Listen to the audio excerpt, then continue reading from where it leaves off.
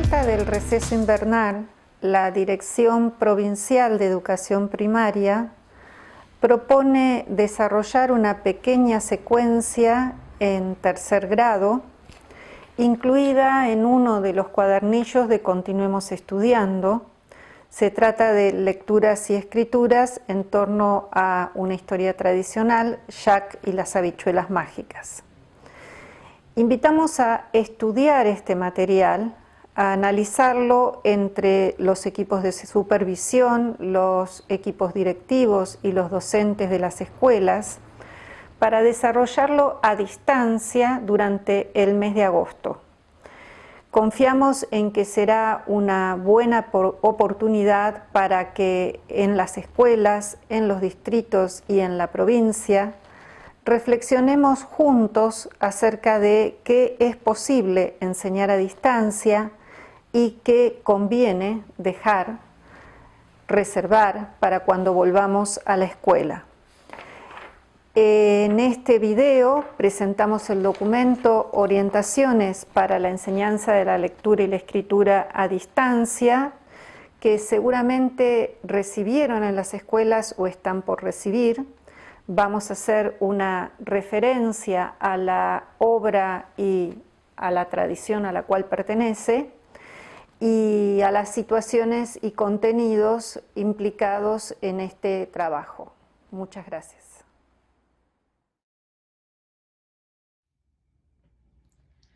Jack y las habichuelas mágicas es un cuento de origen inglés de tradición oral que forma parte del universo de cuentos maravillosos, tal vez menos conocido por las niñas y niños del primer ciclo. Como todas las historias de origen oral, existen de ellas varias versiones. Nosotros vamos a trabajar con la versión de mi biblioteca personal. Por su carácter universal, este y otros relatos adoptan formas similares en distintas sociedades y culturas, por lo que, más allá de alguna particularidad local, mantienen constantes universales. ¿Quién no ha escuchado alguna vez la expresión de la gallina de los huevos de oro? Tesoro que Jack obtiene de la casa del ogro y que parece resolver sus penurias económicas. Esta característica aporta al valor cultural de la obra un valor formativo para las niñas y los niños del tercer año. Hay un equilibrio inicial que se rompe con la irrupción de un elemento mágico como las habichuelas, donde un objeto natural se transforma en sobrenatural por adquirir justamente poderes mágicos. La estructura de los tres intentos que se reiteran genera una expectativa en las y los lectores en torno al desenlace de la historia cada vez que el malvado ogro aparece. Huelo a carne de niño. ¿No tienes escondido por ahí alguno que pueda comer como pan? Es una historia donde el orden del relato sigue el orden de los hechos y por lo tanto anticipable para lectores iniciales. Sin embargo, no se explicitan ciertas relaciones como lo mágico entre el sueño de Jack y la aparición de la planta, o la recomendación de la esposa del ogro y el niño que había cenado la noche anterior, cuya construcción va a quedar a cargo de quien lee. Todos estos aspectos de la historia y del relato resultan interesantes para compartir con el grupo de niñas y niños de tercer año, que en este año además comienzan a realizar lecturas un poco más extensas con cierto grado de autonomía, por lo que mientras mantenemos las situaciones de lectura a través de la o el docente, podemos ir empezando a delegar lecturas o relecturas de algunos pasajes o de algunos episodios para que queden a cargo de las niñas y los niños de este año. Como siempre, el desarrollo propuesto en el cuadernillo en torno a las situaciones de lectura apunta a construir sentidos sobre lo leído. Como sabemos, no son productivas las intervenciones que llevan a responder con un sí o con un no, porque clausuran las discusiones. En Jack y las habichuelas mágicas, una buena intervención podría ser: ¿qué imaginan que piensa hacer Jack? ¿Por qué volvería a la casa del ogro, un lugar tan peligroso? ¿A Aquí las chicas y los chicos deben anticipar lo que sucederá en la historia. Otra intervención posible podría ser: seguro que ya se dieron cuenta de que el ogro es muy rico y siempre tiene hambre. Es un hambriento. Y Jack es un niño muy particular, muy pobre y valiente, con tal de llevar alimento a su casa. Les proponemos que relean el cuento para encontrar expresiones que las y los ayuden a entender cómo son los personajes. Esta tarea de relectura tiene el propósito de establecer relaciones entre expresiones propias del lenguaje escrito, de los cuentos y las ideas de los personajes que ellas generan. Se trata de compartir las diferentes interpretaciones y el propósito es entablar un diálogo con las niñas y los niños de tercero que les permita avanzar en la interpretación de la obra leída y en el conocimiento del lenguaje escrito propio de los textos literarios. A las familias en particular les pedimos su colaboración para acercar a los chicos y a las chicas a la obra a través de su lectura y también su disposición para compartir ideas, pareceres. Ahora bien, ¿cómo hacemos esto a la distancia? Pensamos en dos propósitos didácticos en relación a los cuentos. Por un lado, como dijimos, compartir las interpretaciones y opiniones de cada historia, y por el otro, que se queden pensando en las ideas de las compañeras y de los compañeros. Creemos que la dimensión social de la lectura es la más afectada en el contexto de esta educación a distancia.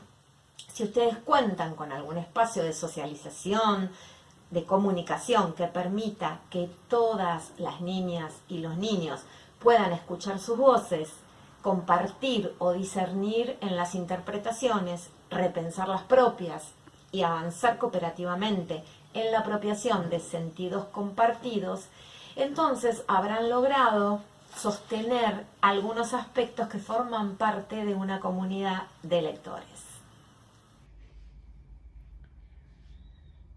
Una de las tareas de escritura que se propone con Jack y las habichuelas mágicas es una producción de un listado de nuevos objetos maravillosos que podría constituirse en un plan de texto para la posterior situación de escritura.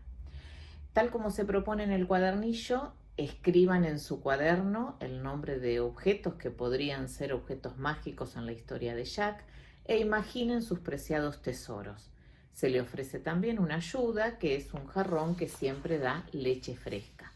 Si la comunicación que tienen con las chicas y los chicos no es muy frecuente, tal vez esta opción se puede obviar y proponerles simplemente este u otro objeto sin otras alternativas. Si cuentan con vías de comunicación más asiduas, se podría solicitar a las familias que envíen los enunciados de estos nuevos elementos mágicos para organizar un mensaje de devolución que permita orientar o dar nuevos ejemplos para que todos y todas sigan pensando. Teniendo en cuenta este listado, posteriormente se les propone escribir un nuevo episodio de Jack en la Casa del Ogro con otro objeto mágico.